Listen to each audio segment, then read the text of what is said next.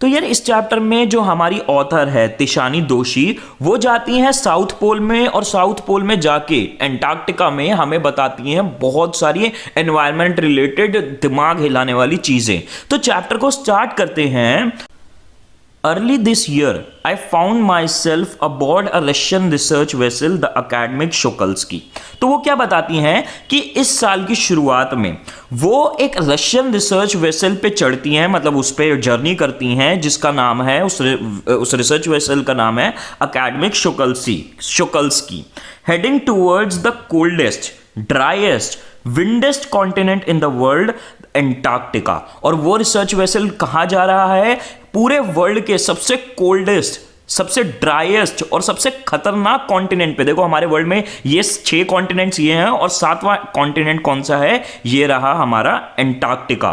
तो वो research vessel जा रहा है एंटार्क्टिका की तरफ। My journey began 13.09 degree north of equator in Madras. तो अब वो जो उनकी जर्नी स्टार्ट हुई होती है एंटार्क्टिका तक पहुंचने की, उन्होंने वो स्टार्ट करी होती है अपने टाउन से, जहां पे वो उस टाइम रह रही होती है, जो की है मद्रास। अब ये 13.09 डिग्री नॉर्थ ऑफ इक्वेटर का क्या मतलब है? देखो भाई, ऑथर को, क्योंकि ये थोड़ा साइंटिफिक चैप्टर है, तो अपना भाई कूल दिखने के लिए ऑथर को टर्म्स तो यूज करनी थी। इसका सिंपल मतलब इस लाइन का यही है कि उन्होंने मद्रास से जर्नी स्टार्ट करी थी। पर ये 13.9 डिग्री ऑफ नॉर्थ का मतलब यह है, देखो आपने बचपन में याद करो, पढ़ा था ज्योग्राफी में, ट्रॉपिक ऑफ कैंसर, कैप्रिकॉन और इक्वेटर होता है, जिसके थ्रू आप अर्थ को मैप करते हैं। तो इक्वेटर से 13.09 डिग्री अगर ऊपर जाया जाए, मतलब इतना डिस्टेंस इक्वेटर से ऊपर ट्रैवल करा जाए, तो बंदा कौन से, कहां पे, कौन सी सिटी में पहुंचेगा? वो डायरेक्शन होगी मद्रास की। तो इस लाइन को बहुत कूल तरीके से दिखाने के लिए ऑथर ने ये लाइन घुसा दी। बट हां, उन्होंने अपनी जर्नी स्टार्ट करी थी मद्रास से, and involved crossing 9 time zones. और एंटार्क्टिका तक पहुंचने के लिए उन्होंने 9 टाइम जोन्स क्रॉस करे, 6 check points, 3 bodies of water and at least as many ecosystems, ecospheres. अब मैं बता देता हूं, सबसे पहली बात, उन्होंने 9 टाइम जोन्स क्रॉस करे। टाइम जोन क्या होता है यार? देखो, अगर आपने कोई इंटरनेशनल ट्रैवल करा हो इंडिया से बाहर, हालांकि किया तो मैंने भी नहीं है, बट हां, अगर आपने इंडिया से बाहर ट्रैवल किया हो तो फिर आपको यह पता होगा कि हर कंट्री का टाइम जो होता है वो अलग होता है। जैसे अगर इंडिया में अगर अभी 3 बज रहे हैं, तो अमेरिका में लगभग सुबह के 4:30 बज रहे हैं, क्योंकि इंडिया में दिन है तो वहां रात है। तो ये जो टाइम का डिफरेंस होता है, या फिर हर कंट्री का जो अपना टाइम होता है, उसे कहते हैं टाइम जोन। तो वो इंडिया से एंटार्क्टिका पहुंचने में उन्होंने अलग अलग 9 टाइम जोन्स को ट्रैवल किया, 6 चेक पॉइंट्स। चेक पॉइंट क्या होता है? जो लोग गेम खेलते हैं पबजी वगैरह, उनको पता ही है चेक पॉइंट होता है कि मतलब वो 6 जगह रुके और वहां पे उन्होंने अपने आप को रिफ्रेश किया या जो भी किया। 3 bodies of water. Bodies of water क्या होती है भाई? बॉडी ऑफ वाटर ना किसी भी चीज को कह सकते हैं, ओशन को, लेक को, रिवर को, हर चीज को बॉडी ऑफ ओशन कहा जाता है जनरली। अब उन्होंने कौन सी 3 बॉडीज ऑफ वाटर क्रॉस करी, ये उन्होंने नहीं बताया है, हमें जानने में कुछ खास ऐसा इंटरेस्ट भी नहीं है। And at least as many ecospheres. अब इकोस्फेयर क्या होता है? इकोस्फेयर होता है यार, बहुत सिंपल वर्ड्स में मैं आपको बताऊं, कि जब लिविंग और नॉन लिविंग ऑर्गेनिजम्स एक साथ रह के कोई जगह बनाते हैं, उसे इकोस्फीयर कहते हैं। एग्जांपल, जंगल भी एक इकोस्फीयर है, आपका डेजर्ट भी एक इकोस्फीयर है, सिटी भी एक इकोस्फीयर है, या फिर जो आपके ओशन है, सी लाइफ है, वो भी एक इकोस्फीयर है। तो उस चीज को कहते हैं ecosphere. By the time I actually set foot on the Antarctic continent, I had been traveling over 100 hours। अब वो बताती हैं कि जब तक वो एंटार्क्टिक कॉन्टिनेंट पे अपना पहला कदम रखती है, उस जगह तक पहुंचने के लिए उन्होंने लगभग 100 घंटे ट्रैवल अपना कंप्लीट कर चुकी होती है। 100 घंटे ट्रैवल किया होता है, in combination of a car, an aeroplane and a ship. तो और वहां तक पहुंचने के लिए उन्होंने कार का भी कहीं ना कहीं यूज किया था, एरोप्लेन से भी वो कहीं ना कहीं उन्हें ट्रैवल करना पड़ा था, और शिप भाई वो तो हमारी अकेडमिक शोकल्स्की भी उन्होंने यूज करी। तो एंटार्क्टिका तक पहुंचने के लिए उन्हें इतना लंबा और इतनी सारी चीजों से ट्रैवल करना पड़ा। So my first emotion on facing Antarctica's expensive wide landscape. तो भाई उन्होंने जब वहां पे अपना पहला कदम रखा और उन्होंने जब देखा एंटार्क्टिका का एक्सपेंसिव मतलब बहुत बड़ा वाइट लैंडस्केप। अब लैंडस्केप क्या होता है? The landscape of every A landscape is everything you can see when you look across an area of land। मतलब लैंडस्केप क्या होता है? जब आप किसी सीनरी में या कहीं जाके देखते हो और आपको जो बहुत सारी चीजें दिखती हैं उसे लैंडस्केप कहते हैं। जैसे ये भी एक बड़ा सुंदर सा लैंडस्केप है, आप यहाँ पे सी भी देख सकते हो, माउंटेन भी और फॉरेस्ट भी देख सकते हो थोड़ा बहुत, ये भी एक लैंडस्केप है। और ये है एंटार्क्टिका का लैंडस्केप। मतलब बंदा अगर वहां पे कदम रखेगा तो उसे बर्फ और यही सब दिखेगा। तो भाई वो क्या कहती हैं, इतने ट्रैवल के बाद जब उन्होंने कदम रखा और उन्होंने उनका फर्स्ट इमोशन क्या था? एंटार्क्टिका के expensive wide landscape and uninterrupted blue horizon को देखने के बाद वॉज अ रिलीफ। मतलब भाई ये देखने के बाद, एंटार्क्टिका का लैंडस्केप और ब्लू होराइजन देखने के बाद उनको बड़ा रिलीफ मिला, भाई शांति मिली कि इतने ट्रैवल के बाद मैं पहुंच गए एटलीस्ट। अब आप पूछोगे ब्लू होराइजन या होराइजन क्या होता है? होराइजन होता है the line at which earth surface and the sky appear to meet. मतलब देखो जैसे होराइजन होता है भाई ये जो लाइन है जहां पे अर्थ और आपको दिखता है, यहां पे तो स्काई और ये रही अर्थ, और ये जो मिलता है और ये जो ब्यूटी दिखती है इसको होराइजन कहते हैं। तो जो एंटार्क्टिका का होराइजन है भाई बड़ा सुंदर है। अब मैं आपको ये बता दूं, देखो ये भी यहाँ पे भी ये होराइजन ही है वैसे, ये देखो ये यहाँ लैंड है और ये यहाँ स्काई है और ये होराइजन है। तो ये होराइजन और लैंडस्केप देखने के बाद एक तो भाई सुंदर जगह, और वो इतना ट्रैवल करने के बाद पहुंची तो उनको मिला बड़ा सुकून। Followed up with an immediate and profound wonder. और उसको रिलीफ आने के बाद ही उनके अंदर क्या आया, एक एकदम से और एक आया प्रोफाउंड वंडर। प्रोफाउंड का क्या क्या मतलब होता है? वेरी ग्रेट और इंटेंस। मतलब उनके अंदर एक बहुत इमीडिएट और एक प्रोफाउंड मतलब बड़ा इंटेंस एक हैरानी आई। किस चीज की हैरानी? Wonder at its immensity. मतलब कि यार वो एंटार्क्टिका पे जब उन्होंने कदम रखा तो उन्हें सबसे पहला तो वंडर आया कि कितना बड़ा है ये, मतलब कितना ह्यूज है। और अभी हम आगे और डिस्क्रिप्शन पढ़ेंगे ऑथर ने जो दिया है, आप भी सुन के हैरान हो जाओगे एंटार्क्टिका की कहानियां और उसकी बारे में। Wonder at its immensity, it's isolation. Isolation का क्या मतलब होता है? Isolation is the state of being alone. मतलब यार एंटार्क्टिका आप भी देख सकते हो मैप में, कॉन्टिनेंट जो है वर्ल्ड के बिल्कुल एक अलग ही कोने में है, और वहां पे मैं आपको एक चीज बता दूं, कोई रहता भी नहीं है। तो बिल्कुल अकेला धकेला अलग सा पड़ा हुआ है ये कॉन्टिनेंट। तो उनको भाई हैरानी हुई, वंडर हुआ उसकी इमेंसिटी को देख के, उसकी आइसोलेशन को देख के। बट मेनली पर उन्हें सबसे मेन चीज जिस पे वंडर हुआ वो क्या थी?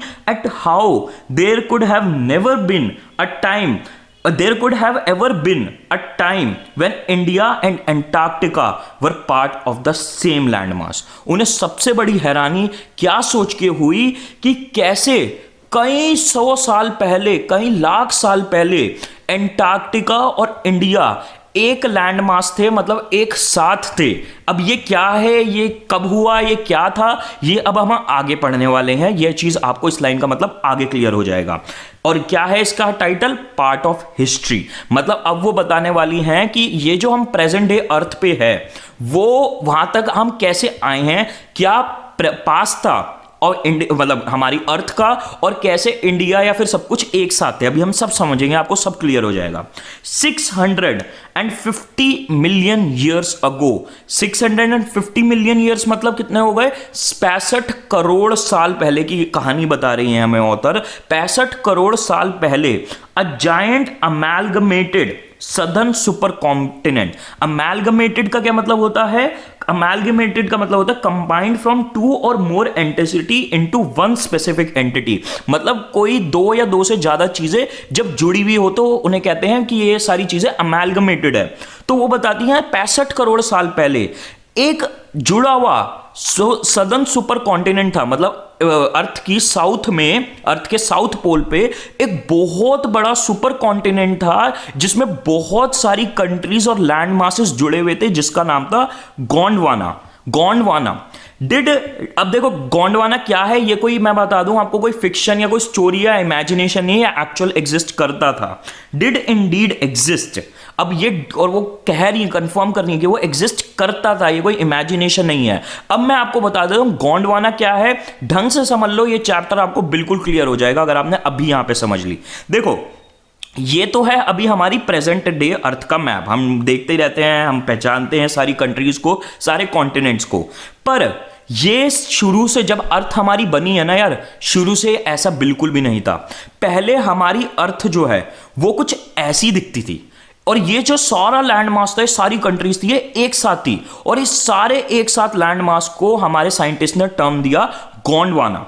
फिर क्या हुआ, ये सारा जो एक साथ लैंड मास था ये अलग अलग होने लग गया, और ये जो अलग अलग टूट के अलग अलग दूर फैलने लग गया आपस में। ये देखो फिर ऐसा कुछ हुआ, ये देखो आप देख रहे हो कॉन्टिनेंट्स की अब हमारी यहाँ पे फॉर्मेशन जो हम आज जानते हैं वो दिखने लग गया है। ये अलग होते गए, ये और फिर अलग होते गए, और फिर ये धीरे धीरे अलग होके 65 करोड़ साल में ये हमारी आज की अब अर्थ बनी है जिसको हम जानते हैं।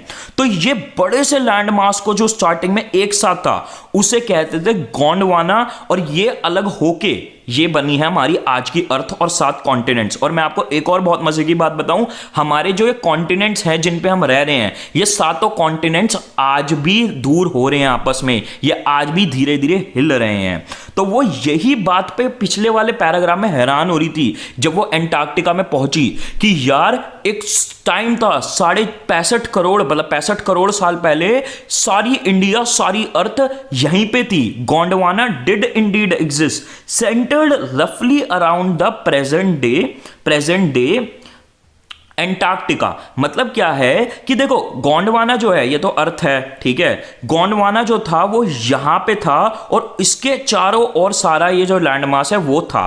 अब यार सॉरी, मैं आपको कोई फोटो नहीं मिल पाई ऐसी जो मैं आपको ढंग से इलस्ट्रेट कर पाता इस बात को, बहुत कॉम्प्लेक्स फोटोज ही मिल रही थी। तो मतलब आप ये समझ जाओ, ये जो गोंडवाना की मैंने अभी आपको फोटो दिखाई है, ये पूरा का पूरा लैंड मास जो था वो पहले साउथ पोल में था। तो भाई ये चीज थी जो हैरानी वाली थी। Things were quite different then, और वो बताती हैं कि उस टाइम में चीजें बड़ी अलग थी। Humans hadn't arrived on the global scene, उस टाइम तक ह्यूमंस कोई अता पता नहीं था, कोई ह्यूमन नहीं बना था अभी अर्थ पे। And the climate was much warmer, और उस टाइम जो था क्लाइमेट बहुत गर्म था। Hosting a huge variety of flora and fauna. Flora and fauna क्या होता है, हमने बचपन में पढ़ा भी था। फ्लोरा इज प्लांट लाइफ और फौना रेफर्स टू एनिमल्स। तो मतलब उस टाइम उस गर्म एनवायरनमेंट में बहुत सारा फ्लोरा एंड फौना, मतलब प्लांट्स और एनिमल्स हुआ करते थे अर्थ पे। फॉर 500 मिलियन ईयर्स, मतलब लगभग 50 करोड़ साल तक गोंडवाना थ्राइव्ड। कोई चीज थ्राइव करती है उसका क्या मतलब होता है, ग्रो, प्रॉस्पर और फ्लरिश। मतलब लगभग 50 करोड़ साल तक गोंडवाना अपना इसी तरीके से चलता रहा, और भाई वहां लाइफ वाइफ सब बढ़िया चल रहा था। But around the time when dinosaurs were wiped out, पर मतलब उस टाइम के बाद जब डायनासोर्स वाइप आउट हो गए थे अर्थ पे, मतलब जब बहुत सारे, आपको पता होगा डायनासोर्स कैसे मरे थे, मिटियोर गिर गए थे हमारे अर्थ पे, तो तब डायनासोर्स मरे थे। पर जब उस दौरान जब डायनासोर्स सारे वाइप आउट हो गए थे, मर गए थे, and the age of mammals got under way, मतलब जब सारे भाई मिटियोर गिरे थे, डायनासोर्स मर गए थे, और उसके बाद जब वो टाइम आ गया था जब अर्थ पे थोड़े बहुत मैमल्स आने चालू हो गए थे, the land mass was forced to separate into countries, shaping the globe as much as we know it today। और फिर उस दौरान, अब ये पूरी स्टोरी यही बता रही है कि भाई 65 करोड़, अब मैं आपको पूरा मतलब बता देता हूँ ये पैराग्राफ और पिछले पैराग्राफ का क्या कहना चाह रही हैं वो, कि 65 करोड़ साल पहले तो गोंडवाना था। 50 करोड़ साल तक भाई गोंडवाना अपना बढ़िया चला, सब चिल कर रहे थे, डायनासोर वायनासोर थे, अपना मजे करते थे, खाते पीते थे, ऐश करते थे। पर क्या हुआ, फिर सारे डायनासोर्स मर गए और मैमल्स आने लग गए अर्थ में, और जब वो मैमल्स आने चालू हुए तो फिर जो लैंड मास था अर्थ का गोंडवाना का, यानी वो अलग अलग होने लग गया धीरे धीरे, जैसे मैंने अभी आपको पहले बताया था, और हमारी आज की अर्थ जो हम आज का मैप जानते हैं वो बन गया। To visit Antarctica now is to be a part of that history.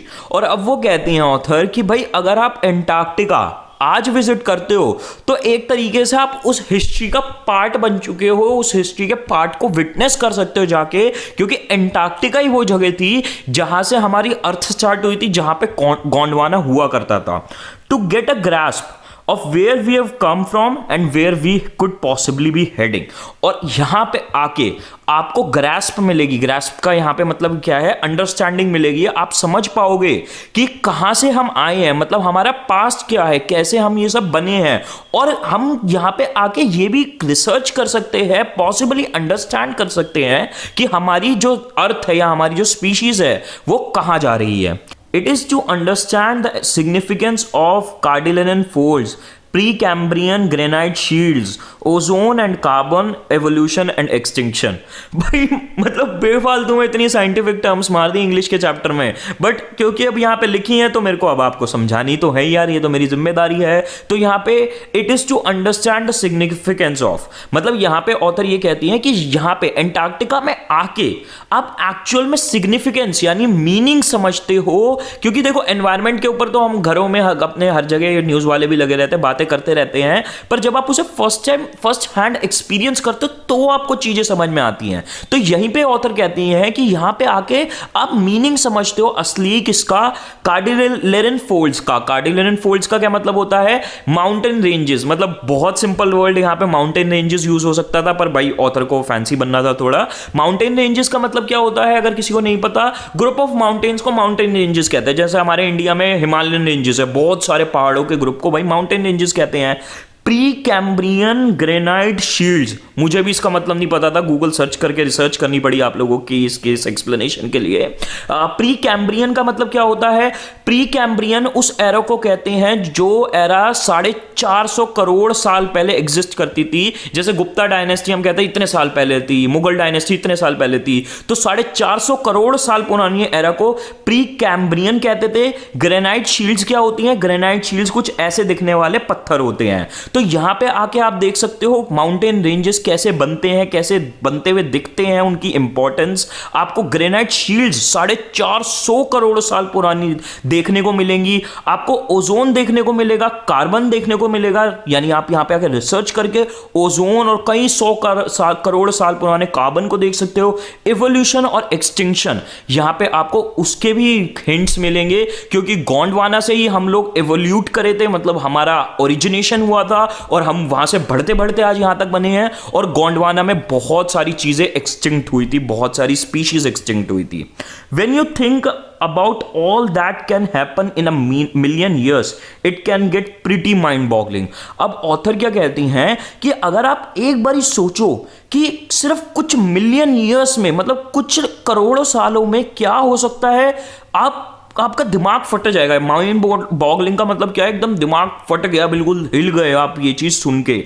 Imagine India pushing northwards. अब वो कहती हैं कि सोचो, क्योंकि गोंडवाना में तो यही हुआ था कि इंडिया, इमेजिन, सोचो एक बारी, India pushing northwards and jamming against Asia to buckle its crust and form the Himalayas। अब देखो वो क्या कहती है, सोचो, मैं अब यहां पे दोबारा उस पे जाता हूं। वो कहती है सोचो कि एक जमाना था कि जब गोंडवाना था, फिर वहां से निकला एशिया, एशिया यहां तक पहुंच गया, और फिर वो हमारा इंडिया गोंडवाना से निकला और वो ट्रैवल करता करता जाके एशिया में घुस गया, जैसे अब प्रेजेंट डे में है। और वो इतना ज्यादा घुस गया, क्योंकि हिमालयन माउंटेन रेंजेस कैसे बनती है, माउंटेन कैसे बनते हैं, जब दो अर्थ के मासेस, दो जब कॉन्टिनेंट या अर्थ के मास ऐसे टकराते हैं आपस में, तो वो फोल्ड कर करके पहाड़ बन जाते हैं। तो वो कहते हैं कि पहले तो एशिया निकला गोंडवाना से, फिर हमारा इंडिया निकला, और वो भाई साहब ट्रैवल करता करता एशिया में जाकर टक्कर मारने लग गया और उसने हिमालयास बन गया, हमारे Himalayas. South America drifting off to join North America, opening up Drake Passage to create. अब थोड़ा मैं यहां पे रुक के थोड़ी टर्म्स का मतलब बता दूं। वो कहती हैं पहले तो इंडिया के बारे में सोचो, फिर वो कहती हैं सोचो साउथ अमेरिका हमारे उससे निकला, गोंडवाना से निकला और नॉर्थ अमेरिका में जाके घुस गया। अब देखो ये क्या हुआ, देखो ये तो नॉर्थ अमेरिका यूएसए है जो हम जानते हैं, ठीक है, तो ये भी गोंडवाना से पहले निकल गया। पहले एशिया और ये नॉर्थ अमेरिका निकला, ठीक। फिर उसके बाद क्या हुआ, गोंडवाना से फिर निकला साउथ अमेरिका, मतलब ये ब्राजील वगैरह कंट्रीज हम साउथ अमेरिका के बारे में नॉर्मल जानते नहीं है। तो क्या हुआ, गोंडवाना से निकला साउथ अमेरिका और फिर वो जाके सीधा टकराया नॉर्थ अमेरिका से और जाके वहां पे थोड़ा सा जुड़ गया, यहां पे जॉइंट बन गया इन दोनों के बीच में। तो ये भी हुआ भाई साहब। और क्या हुआ, opening up the Drake Passage to create a cold circumpolar current. और क्या हुआ, जब ये हुआ कि नॉर्थ अमेरिका साउथ अमेरिका जाके नॉर्थ अमेरिका से टकराया, तो बीच में घुस गया एक ड्रेक पैसेज। ड्रेक पैसेज किसे कहते हैं? देखो, नॉर्थ अमेरिका ये रहा, साउथ अमेरिका ये रहा, मैंने दिखाई दिया। अब क्या हुआ, ये देखो, देख रहे हो साउथ अमेरिका में और यहां एंटार्क्टिका में थोड़ी सी जगह बची हुई है। यहां पे है अटलांटिक ओशन, यहां पे पैसिफिक ओशन। तो यहां पे क्या होता है, अटलांटिक ओशन से बड़ा तेजी से ना पानी बह के पैसिफिक ओशन में जाता है, क्योंकि यहां बीच में जैसे आप देख रहे हो छोटा सा गैप है और यहां बड़ा तेज प्रेशर है। तो इस जो गैप है ना, इस गैप को कहते हैं ड्रेक पैसेज। इस गैप का नाम दिया गया है Drake Passage. Opening up the Drake Passage to create cold circumpolar current. Circumpolar का क्या मतलब होता है? Situated around southern poles. मतलब जो चीज, कोई भी चीज जो साउथ पोल यानी अंटार्कटिका के पास होगी, तो उसको कहते हैं हम सरकमपोलर। तो क्या हुआ भाई, ये जो नदी का पानी है ये यहां ड्रेक पैसेज से बह के निकल रहा है, तो ये करंट बना हुआ है और इस करंट को कहते हैं सरकमपोलर करंट, क्योंकि वो अंटार्कटिका के पास है। Keeping Antarctica frigid, desolate and at the bottom of the world. Frigid का क्या मतलब होता है? Very cold in temperature. Desolate का क्या मतलब होता है? Uninhabited, a place where nobody lives. मतलब अंटार्कटिका में, अगर अभी भी आपको पता ना हो तो अंटार्कटिका में लोग नहीं रहते, वहां कोई मतलब इंसान नहीं रहता।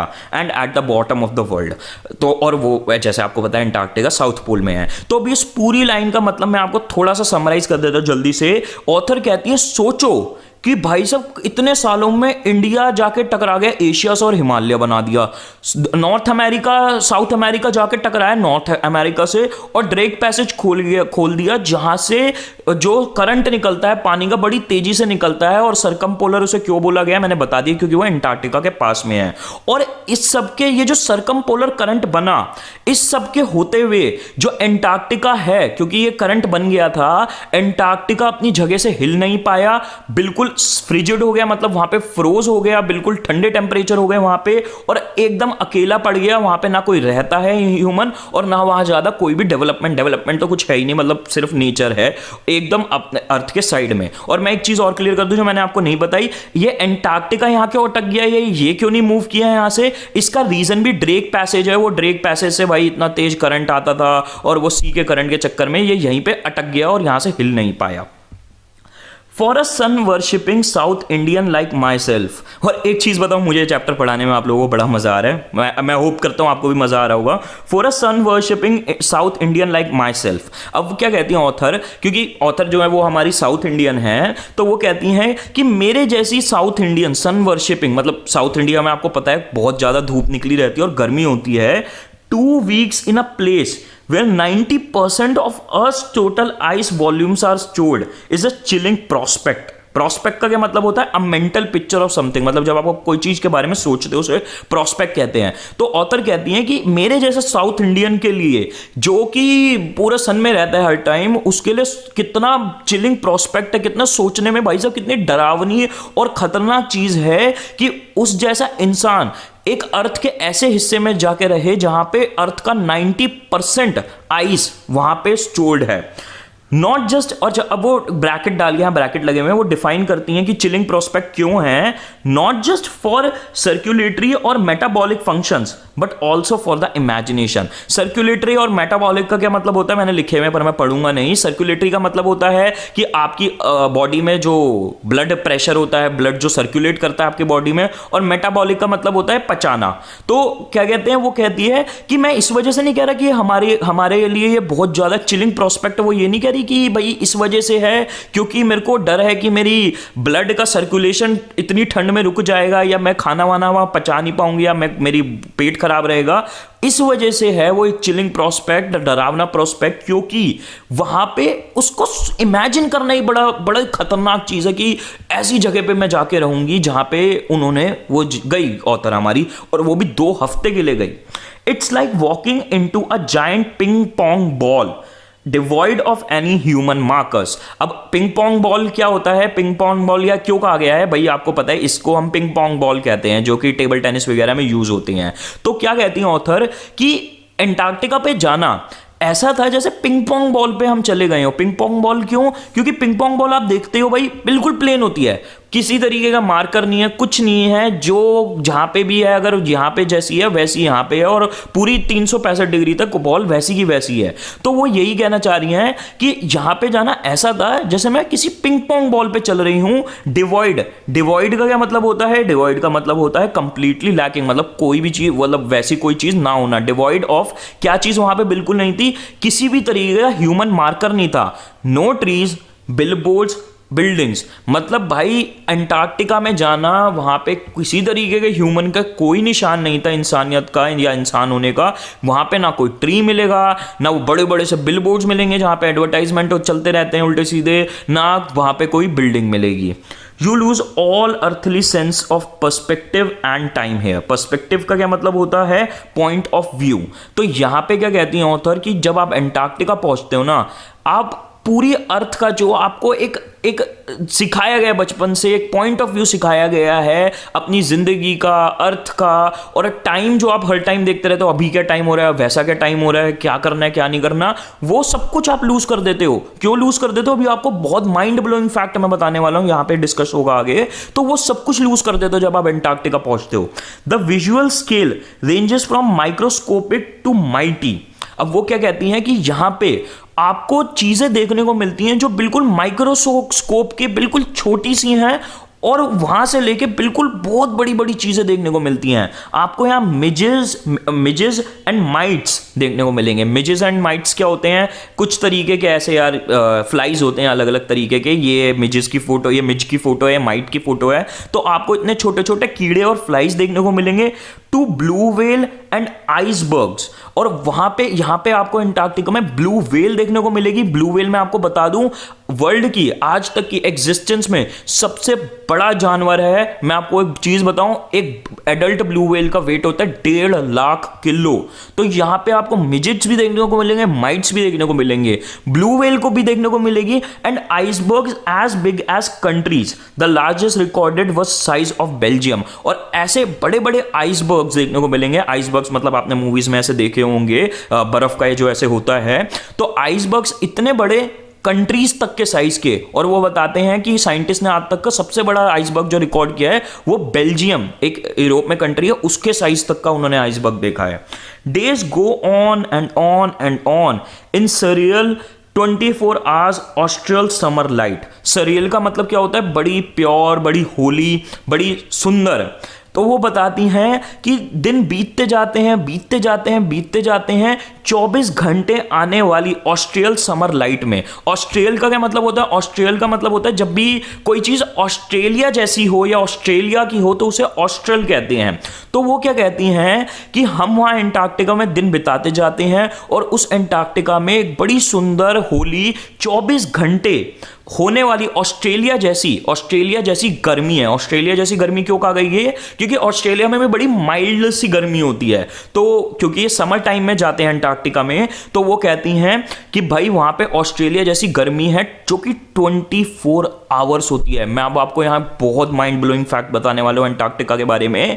अंटार्कटिका में जो गर्मी होती है, वहां गर्मियों में 24 घंटे सवेरा रहता है, वहां 24 घंटे लाइट होती है, वहां अंधेरा नहीं होता। और जब अंटार्कटिका में सर्दियां पड़ती हैं, वहां 24 घंटे अंधेरा रहता है। 6 महीने, लगभग 6 से 7 महीने वहां गर्मी रहती है, तो वहां पे पूरे टाइम लाइट रहती है। और 6 से 7 महीने, मतलब 5 से 6 महीने वहां पे लगभग रहता है सर्दियां, और उन सर्दियों में हमेशा अंधेरा रहता है, नाइट रहती है, वहां पे लाइट देखने को नहीं मिलती, क्योंकि हमारी अर्थ जो है टिल्टेड है। चलो छोड़ो, साइंस में क्या घुसना, आपको इंटरेस्ट है आप खुद ही देख लेना। पर इतनी खतरनाक जगह है अंटार्कटिका। तो वहां पे वो बताती हैं, एंड तो days going on and on in surreal 24 austral summer light and ubiquitous silence. Ubiquitous का क्या मतलब होता है? Present everywhere. और वहां पे ऐसी साइलेंस है जो कि हर जगह देखने को मिलती है। वहां पे कुछ होता तो है नहीं, पार्टी वार्टी तो हो नहीं रही भाई अंटार्कटिका में, तो बिल्कुल शांति है। Interrupted only by occasional avalanche and calving ice sheet. Avalanche और कैल्विंग आइस शीट का मतलब होता है, एवलांच यार आपको पता ही होगा, जब पहाड़ों से पत्थर गिरते हैं बहुत तेजी से और बहुत सारे, तो उसे एवलांच कहते हैं। कैल्विंग आइस शीट का क्या मतलब होता है? देखो वहां पे ऐसी आइसबर्ग्स या आइस शीट्स हैं बहुत सारी अंटार्कटिका में, तो जब वो उनसे जो बर्फ होती है वो गिरती है, तो उसकी जो आवाज होती है उसकी बात करी गई है, और उस बर्फ गिरने को कहते हैं कैल्विंग आइस शीट। तो बात क्या करी गई है कि वहां पे हर जगह साइलेंस है, और वो साइलेंस में बस शोर तभी होता है जब कोई एवलांच आता है या कैल्विंग आइस शीट का प्रोसेस होता है। कॉन्सिक्रेट्स द प्लेस, कॉन्सिक्रेट का क्या मतलब होता है, when a place is consecrated it is declared to be holy. मतलब थोड़ा सा यहाँ पे ड्रामेटिक वे में क्या कहा गया है ऑथर के द्वारा कि भाई बिल्कुल वहां तो शांति है, पर जब एवलांच आते हैं और कैल्विंग आइस शीट होती है तो वो शोर होता है थोड़ा बहुत, और वो शोर जो है वो उस प्लेस को कॉन्सिक्रेट कर देता है, मतलब बिल्कुल होली बना देता है। मतलब बड़ा पवित्र एक्सपीरियंस लगता है वहां पे रहना, बड़ा मजा आता है। और ये बातें सुन के ऐसा मेरा भी मन कर रहा है कि भाई मैं भी चला जाऊं अंटार्कटिका। अगर आप जाने में इंटरेस्टेड हो मेरे साथ तो बताओ भाई, कमेंट सेक्शन में बता दो, देखते हैं बनाते हैं plan. It's an immersion that will force you to place yourself in context of the earth's geological history. और वो क्या कहती हैं कि ये एक ऐसा इमर्जन है, मतलब ये एक ऐसा एक्सपीरियंस है, यहाँ पे आके आप ऐसे खो जाओगे जो आप यहाँ पे आके आप फोर्स हो जाओगे इस चीज को समझने के लिए, क्या कि अर्थ की जो जियोलॉजिकल हिस्ट्री है उसका कॉन्टेक्स्ट क्या है। सिंपल वर्ड में मतलब जो अर्थ की जियोलॉजिकल हिस्ट्री है, जियोलॉजिकल का क्या मतलब है, earth surface structure and origin, मतलब अर्थ कैसे बनी, कैसे अर्थ की क्रस्ट बनी, कैसे लाइफ बनी, वो चीज आप उस हिस्ट्री को सोचने पे यहां पे आके मजबूर हो जाओगे। And for humans the prognosis isn't good। Prognosis का क्या मतलब होता है, a forecast of the likely outcome of a situation. Prognosis का क्या मतलब होता है, मतलब सिंपल वर्ड्स में मतलब ये होता है कि जब किसी चीज से या कहीं पे जाके आपको फ्यूचर दिखे, तो वो क्या कहती हैं, अंटार्कटिका आके आप भाई हिस्ट्री भी देख सकते हो, उसकी तो हमने बात कर ही ली, और यहां पे आके जब आप फ्यूचर देखते हो कि अर्थ का क्या है, जो चीज आपको फर्स्ट हैंड देखने को मिलती है, तो आप जब उसे देखोगे तो आपको रियलाइज होगा कि वो जो फ्यूचर है ना वो इंसानों के लिए बिल्कुल भी अच्छा नहीं है। क्यों अच्छा नहीं है वो अब हम पढ़ेंगे भाई नेक्स्ट पार्ट इस वीडियो के। और भाई